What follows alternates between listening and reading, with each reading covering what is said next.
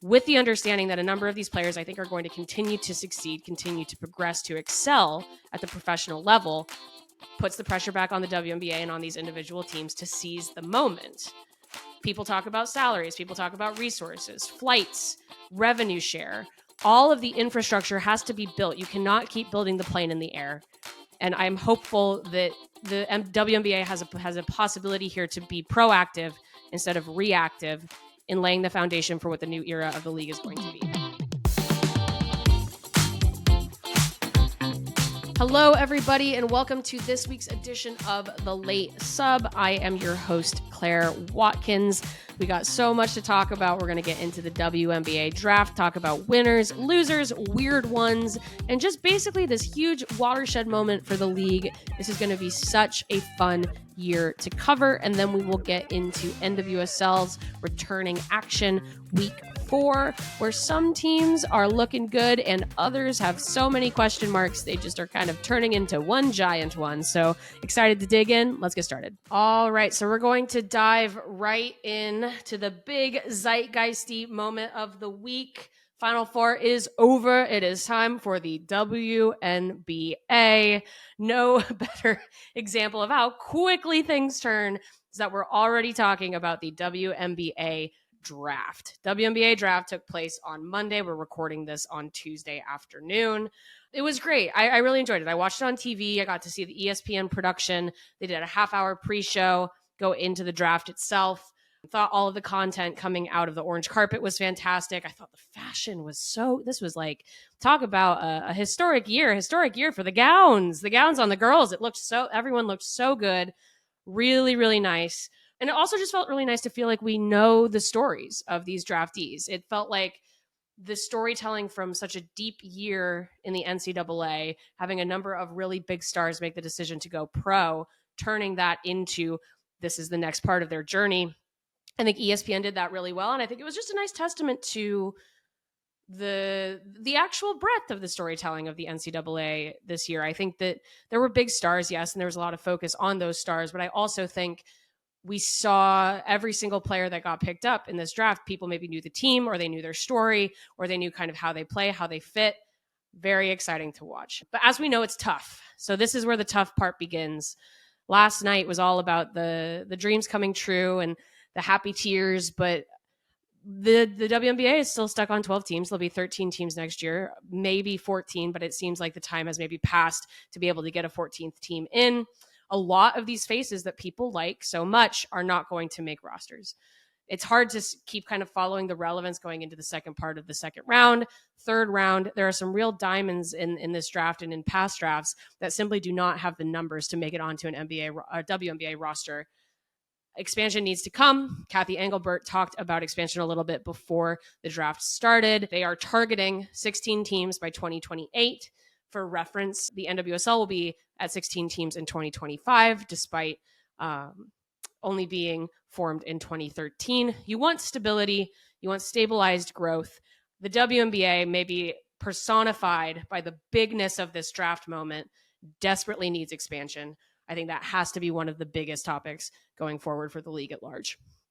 But let's get into the draft itself. It was great. So we're going to go by team because I think once a draft occurs, we're going to talk a little bit about maybe some of the question marks in how the draft occurred, maybe how the first round went, lottery picks went, first round went, second round went.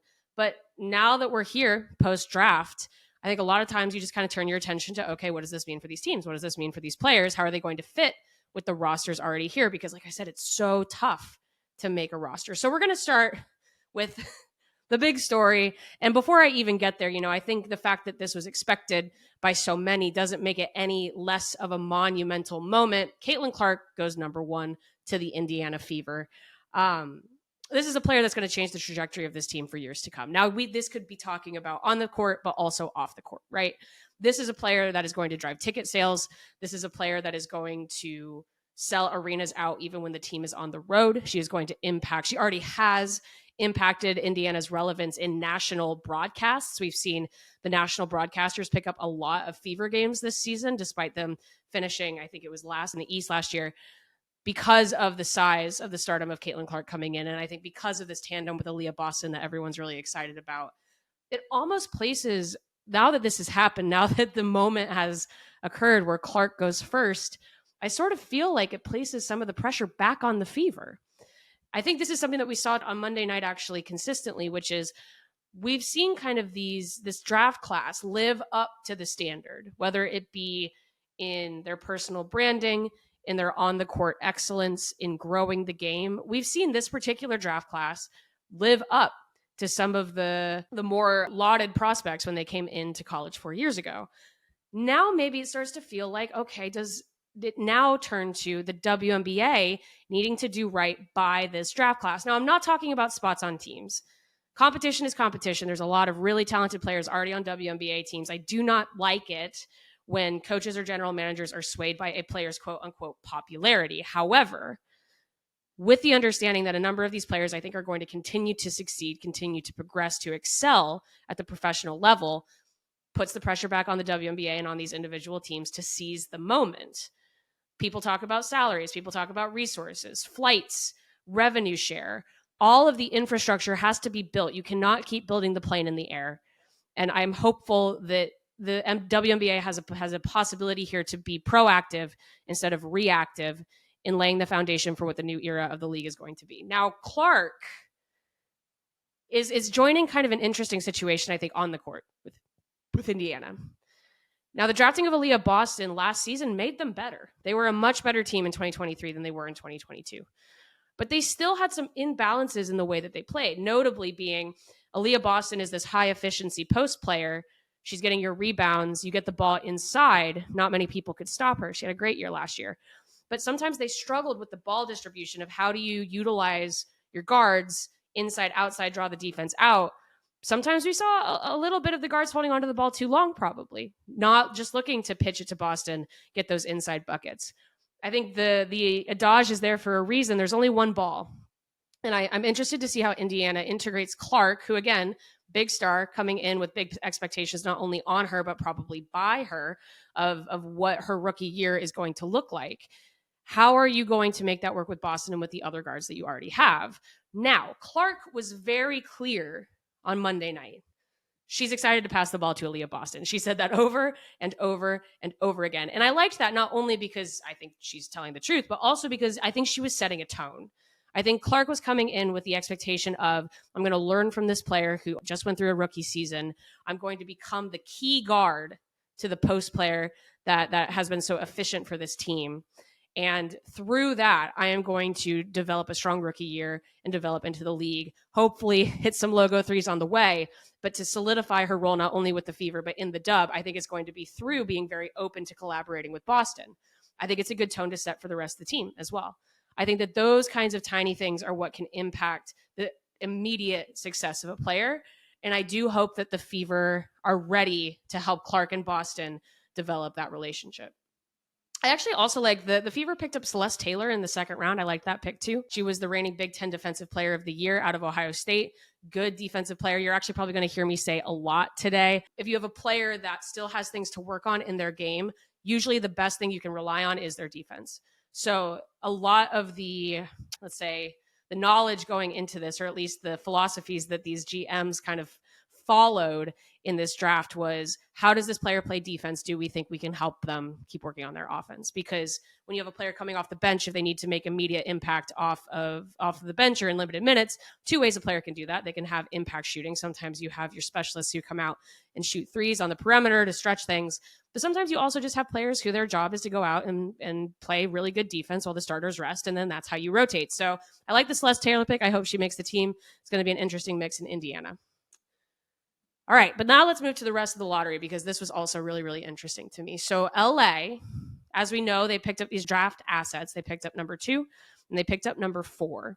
With number 2, they take Cameron Brink, which is a player that we all pretty much expected they would take number 2, keeping her on the West Coast, Stanford grad. She's a player that has a high upside in the post. There are some things she needs to clean up. I think people talked about, some of the foul trouble she got in late in the season this year. People talked a little bit about some of her shooting percentages, especially from the arc, if they want to kind of develop that more stretch, power forward, stretch, big role for her. But not really a surprise. Cameron Brink in LA, that's a really good fit. Her upside is immense. She's ready to play pro ball. That's a great pick. But they also get number 4. And we'll talk about number 3 next or in a little bit. But number 4, they also get Rickea Jackson because Chicago, spoilers, decides to take Kamilla Cardoso at number 3. So LA, with number 2 and number 4, they get that reliable big player, and they also get the best wing in the draft. This is an incredible first 2 picks for them. I don't know if they were expecting to have Jackson available. They've already reshaped their offense. They're going to be big. They're going to be powerful. They're going to, if you can have a player like Jackson who can hit jumpers, who can stretch, who can drive into the lane, and you have someone like Brink who not only can play your post defense, but also can do that sort of turn and shoot game inside, you're already kind of putting the pieces together to grow into a more dynamic offense. And they're going to need that because they lost, very talented players. I think most notably people noticed Nneka Ogwumike left in free agency. So it was a great lottery round for the LA Sparks. I would be curious to know, maybe someone will follow up with the reporting if they were expecting to have Jackson or if they were going to have to make a different decision, because I'm not sure they would have taken Cardoso after taking Brink, but it just all kind of worked out for them. Really, really good draft for them. Also, shout out to Mackenzie Forbes, who they took in the later rounds. I think, USC grad, worth a shot at trying her hand at the pro game.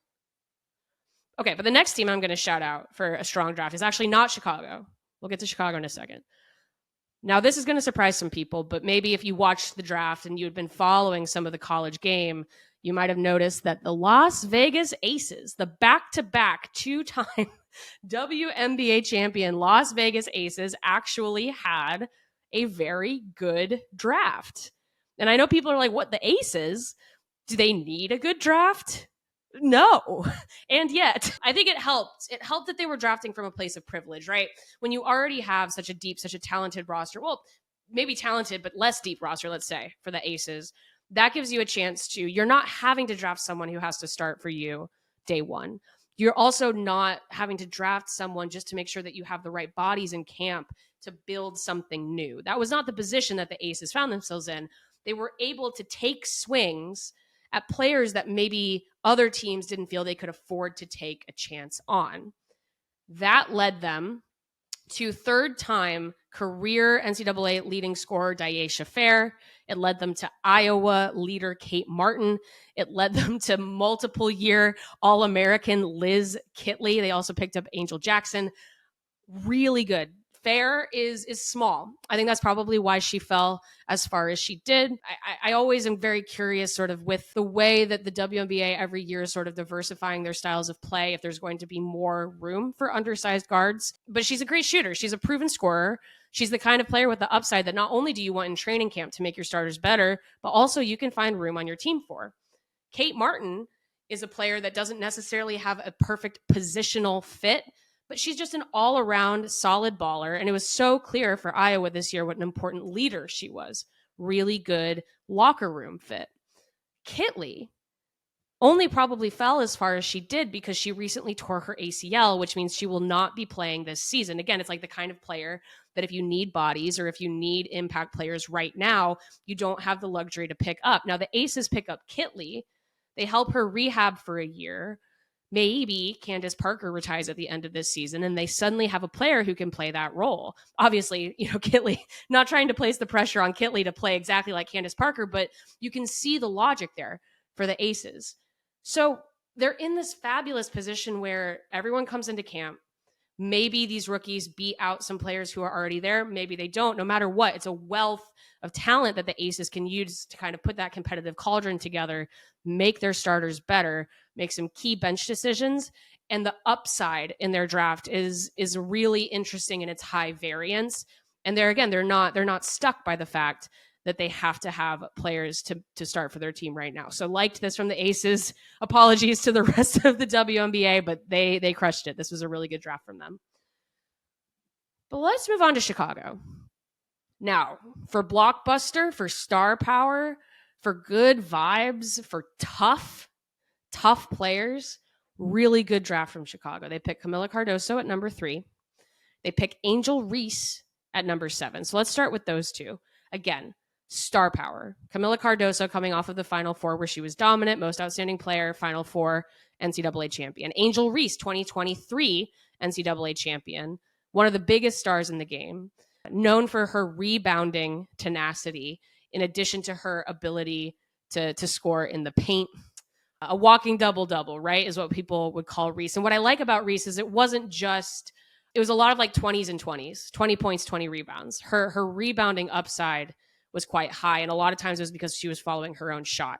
So I think, Kamilla Cardoso said after she was drafted, she said, no one's gonna get any rebounds on us. No rebounds on us. And I think it's a good foundation on that part of the court.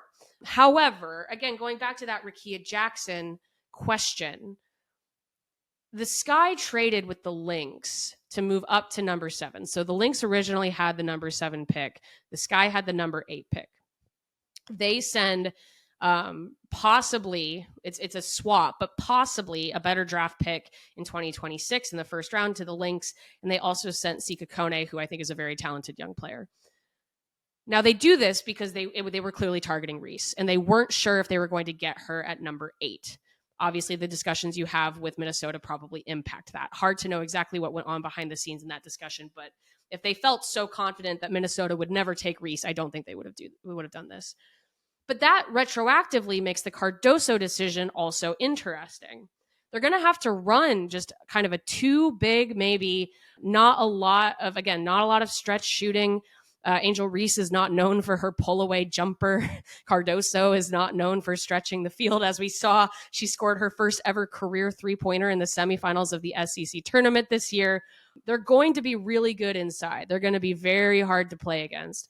But it places additional pressure on their guards to bring a more dynamic element, a more modern, arguably, element to their offense. This is going to be a pretty old-fashioned look for this guy. It's going to be very hardworking. They're going to get a lot of rebounds. They're going to make things difficult for players, but they're not going to have that sort of modern new look stretch offense that we might see some other teams putting together. So I am just kind of fascinated by that. Why give up the assets for Reese if you know you're going for Cardoso? If you know you want Cardoso and Reese, what is the vision for keeping up with teams that are going to be able to stretch your defense a little bit more? And what are the rotations you're planning on playing? They already have Elizabeth Williams, who's a very good center. And again, just pressure on the guards, pressures on players like Marina Mabry, on Dana Evans. They do also pick up Brenna Maxwell with number 13, which I thought was interesting. That is a pure shooter. That's a pure shooter. But I'm not sure she would have been drafted otherwise. So there felt like there was maybe some anxiety from the Sky that these players that they wanted were going away, when maybe if they had just kept a cooler hand and let things play out a little bit differently, they wouldn't have had to, also, like I said, give up the assets for 7 if they were clearly going big, very big, slightly smaller, but also a big player, and then going for maybe what they think is an underrated true shooter out of the college game. So just interested by this in Chicago. What I do like is the attitude of it. I think, Cardoso and Reese, we've seen the battle against each other. I think on the same team, they're going to bring an edge that's going to be really fun to watch. I like those two players under new coach Teresa Weatherspoon. I think she's going to be a really good personality fit for these two players. I like that there are going to be some clearer roles for this guy that maybe let the guards off the hook in terms of rim protection. But yeah, it's going to be kind of a retro look from the Sky. Can't wait to see it. Can't wait to see how it disrupts other teams too, because I think it's going to impact how other teams play. But I think they have to be really happy again, just sort of with the big swings of it all, the players they're going to be developing and the vibe of what they're building in Chicago, because I think it's pretty good. Okay. I also liked this. I'm going to start moving a little bit faster because I think the rest of these teams maybe had one or two really high impact picks. Like I said, tough to make rosters in the WNBA.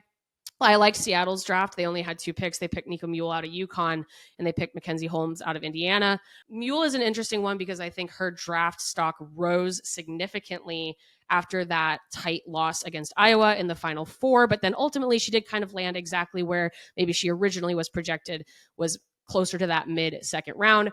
She goes to Seattle. Really, it's a really nice full circle moment to see a UConn guard go to the place where Sue Bird built her legend. I think that Mule is very excited about that. I also like Mackenzie Holmes. She'll be not playing in 2024 due to an injury, but she might make camp interesting in 2025. So I like this for Seattle. They were very aggressive in free agency.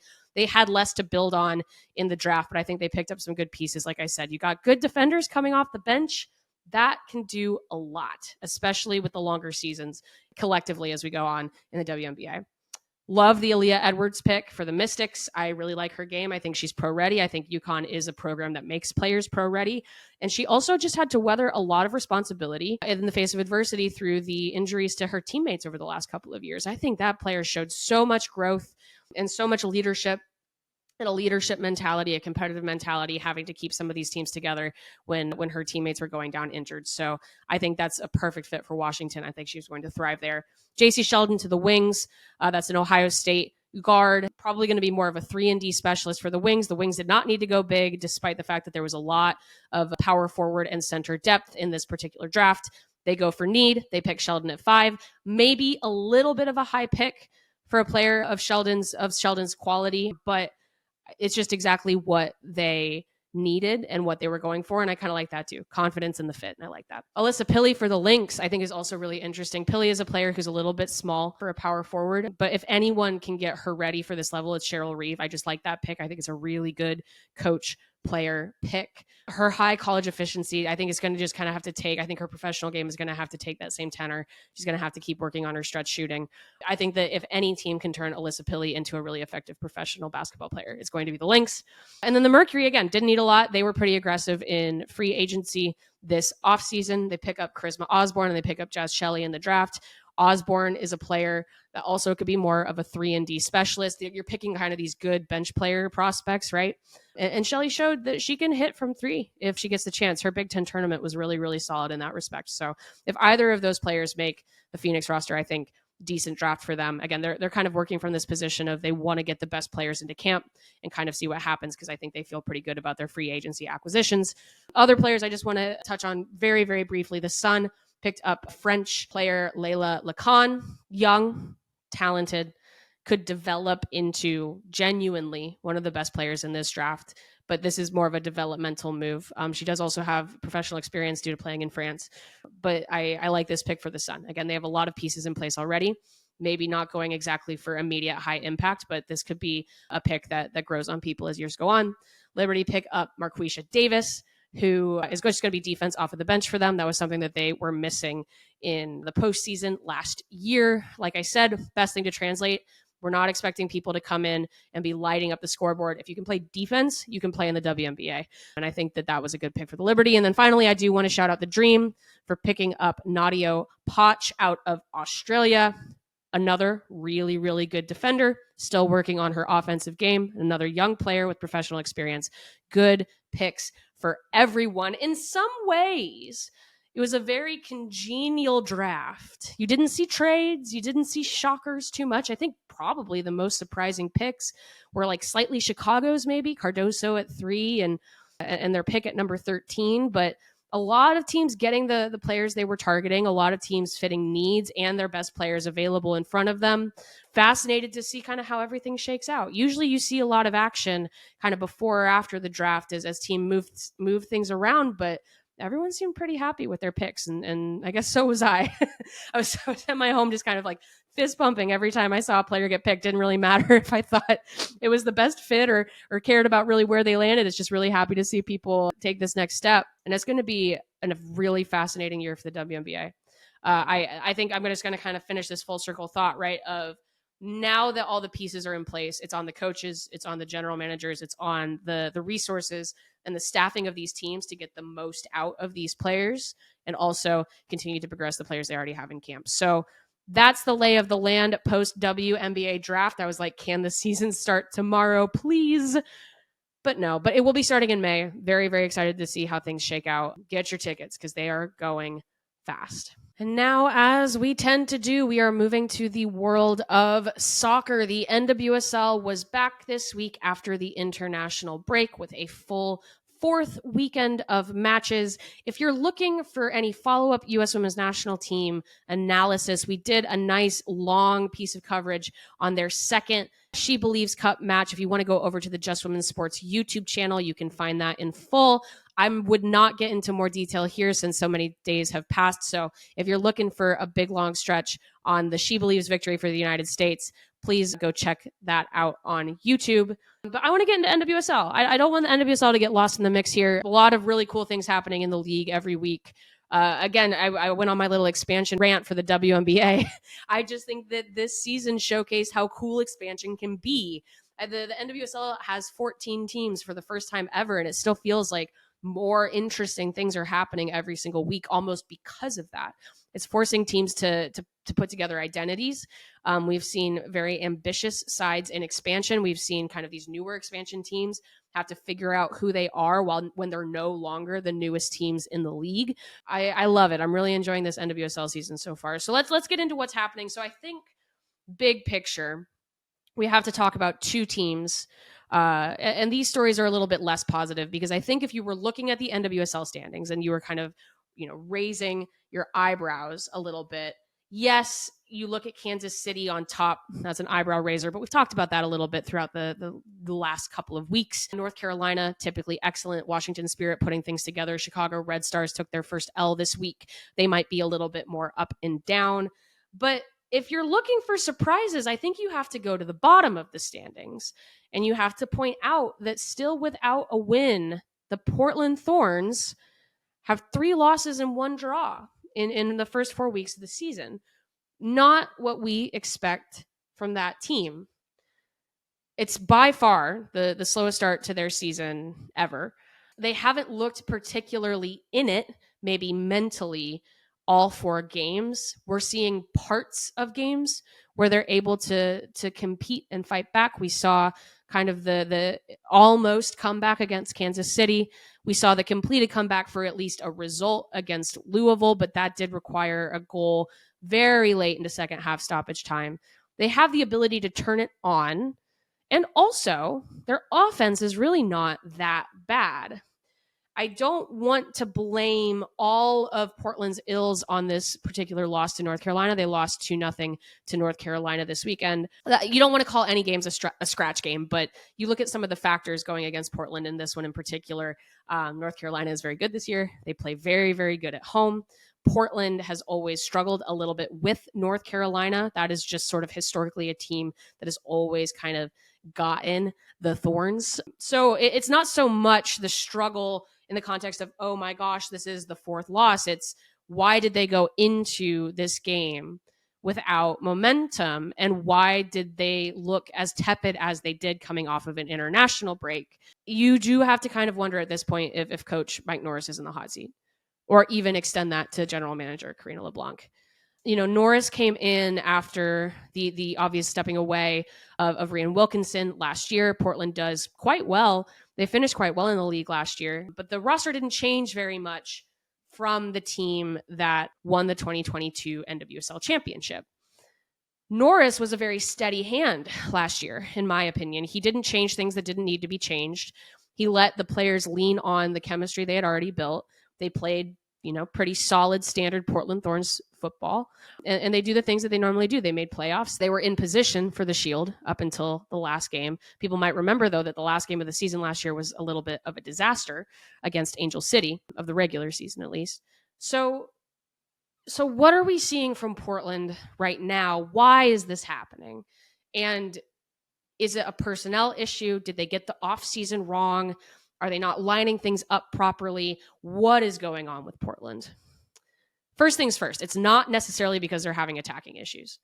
They're not hitting the back of the net as much as they would like to be, but Sophia Smith is generating good things in the first 4 games of the season for her. She leads the league in shots taken and shots on goal, and Portland as a team actually do as well. They have led the league in both shots and shots on goal. We've seen Janine Becky look good in her return from her ACL injury. We've seen moments of dynamicism from Morgan Weaver on the wings. We've seen moments when Hina Sagita comes in and plays in the attack, and they look very dangerous. They have the ability to get themselves back into a game with the attack. They're really talented. I think we talk about this every week. So maybe let's put that aside, because it's not, this is, again, maybe this is a mark perhaps for or against the coaching staff. It's good for the coaching staff that the attack has been so potent, but the lack of connectivity behind the attack becomes a larger issue, and also just makes you wonder, again, is this a personnel issue, tactical issue, coaching issue? The midfield is not connecting with each other particularly well, and the defense has had just moments where they kind of turn off mentally. The defense has been testing a lot of personnel. We saw new signings get time in the back against Kansas City. We saw some shifting around of some defensive players in this most recent game against North Carolina. They're trying to get the synergy right in the back, and it's not quite working. We've also seen some struggles from new starting goalkeeper Shelby Hogan, who comes into the role because of the unavailability of Bella Bixby. Just the communication isn't quite there. They don't necessarily have the pace right, and then that disrupts the way they're able to progress the ball going forward. And the midfield also is kind of trying to figure out what's the best mix. They're obviously stuck on Sam Coffey at the number 6. I think that's great. She's been very steady for them. But the spacing isn't quite right between Coffey in the defensive midfield, and Coffey also has to probably focus a little bit more on defensive duties, not feeling as confident in the defense behind her. We've seen Olivia Moultrie be a little bit on an island in the number 8 role. She's having more trouble connecting the lines. They have played Jessie Fleming. They have played Hina Sagita. They've tried to kind of figure out how do you get that attacking midfield spark. It's just not all quite there. The mix isn't quite working. You see, again, Moultrie on an island. Fleming, when she's on, maybe has too many on-ball responsibilities. Hina Sagita, when she's on, is almost, she's being forced into trying to create things out of nothing. Maybe that's our issue with the attack as well. So it makes it difficult to analyze, right? I think you could look at all of that and say, oh, well, the players are fine. The players aren't the problem. It's the lack of clear vision from the coaching staff. You could definitely say that, right? But you could also see some of the different personnel experiments that they're doing, and you could say, well, maybe the coaching staff doesn't feel like they have the right starting 11 yet, and they still need to get there before things will start clicking. The question now is, how much time do you give them, and how much experimenting is too much? If you're unhappy with your players and your defense in each individual game and you keep shifting people around, maybe because of certain defensive assignments, you're perhaps being a little bit too reactive, or you have an issue with how you handled your offseason, right? Look at the same thing in the midfield. They lost Crystal Dunn. They lost Rocky Rodriguez. Well, they moved Rocky Rodriguez. There are personnel changes in the midfield, and I think that maybe you looked at the offseason, you go, oh, it's going to be fine. They're leveling up. They're going to see progression from Moultrie. They're going to bring in Fleming. They're going to find spaces for Hina Sagita. This is going to be okay. But it does change sort of, again, that soft touch from Norris last year needs a little bit of a heavier hand.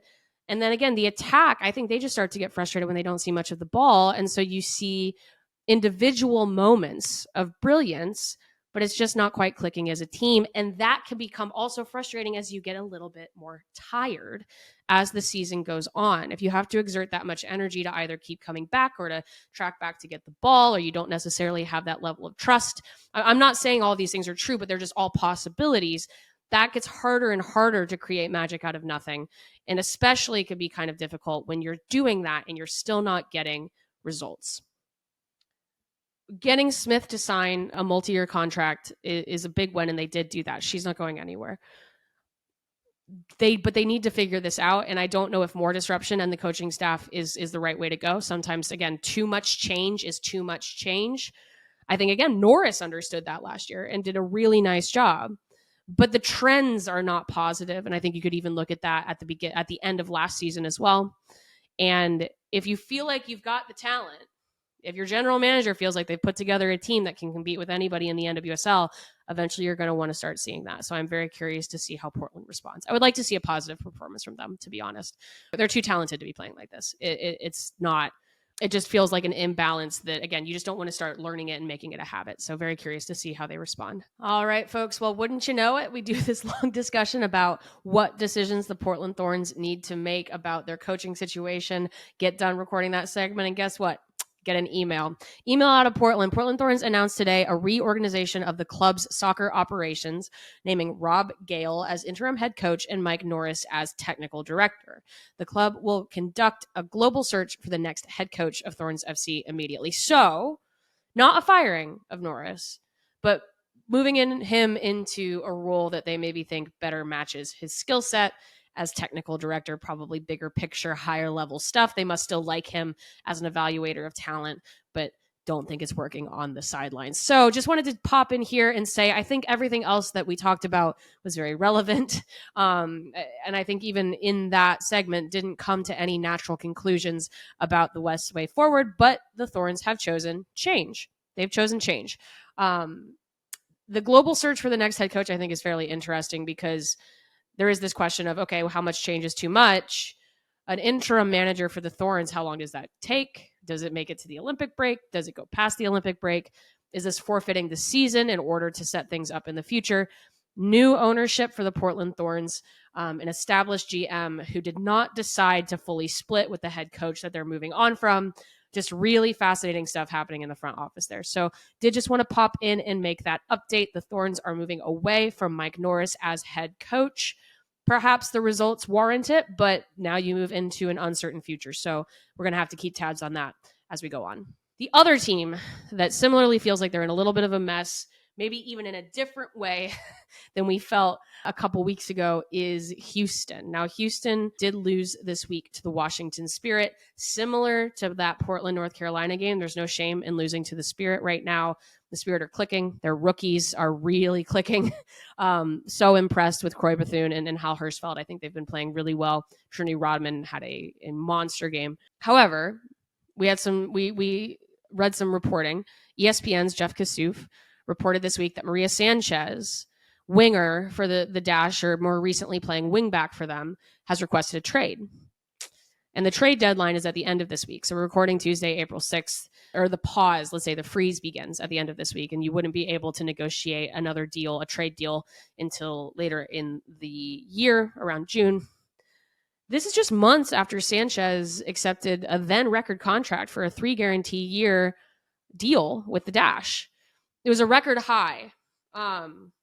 She had gone into the offseason as a restricted free agent, which means that Houston had the opportunity to match offers. I don't know the backstory. It's possible she didn't have a choice to walk. It's possible that she didn't actually get to progress to the free market and free agency. And in that time, it seems like, this is great. The Dash really value Sanchez. They don't want her to walk. Sanchez gets a big contract, which is a reward for her loyalty to the team. But now the Dash have struggled so much under new manager Fran Alonso, a big contract becomes an issue. This actually reminds me, I don't know if you guys remember, weeks ago now, talking about Elena De La Don and the Washington Mystics. This is a very similar situation where they were dealing on a restricted basis, where one team had the opportunity to negotiate. And this is different than the Elena De La Don, but to negotiate a very high contract for a player. The player accepts that contract. Now that contract feels difficult to move. We aren't privy to extended cap space conversations in the NWSL. I don't know what different teams' cap situations look like. And so it makes it difficult to do pure analysis on this. But we do know that she has a very big contract and not a lot of time to deal it. And because she is under contract, the only possible way to move her in the league is a trade. So what you're asking a different NWSL club to do is not only pick up what was reported to be an over $1 million accumulative over this many years, $1 million contract, but also give up other assets to pick up that player and do it quickly. I just am not sure that's going to happen this week. Maybe by the time the episode comes out, they'll already have proved me wrong, but I don't know where Sanchez can necessarily turn. And so it feels like the player is really, really stuck, and that is too bad. But the team is also stuck with a group that is having trouble getting results, maybe a coach who needs a larger learning curve, and some offseason business that has left one of their star players unhappy. I don't know exactly how this plays out. I would love, obviously, for Sanchez to end up in a place that works for her, but I don't know exactly what team would be able to make that deal. Again, not only picking up a huge contract, but also giving up assets for that player. Now, things might open back up later in the season.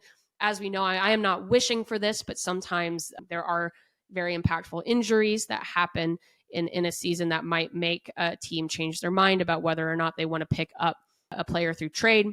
I think probably how the Dash continue to play will also impact how they feel on their side. it's just a tough situation in Houston. And it's too bad because Houston has these moments where they make these nicely ambitious signings to either pick up or retain talent. They try to go get the right coach for them, and it seems like they're still stuck. The way the Dash are playing, though, I do understand some of the frustration from the player side. Sanchez has been given increasing defensive duties.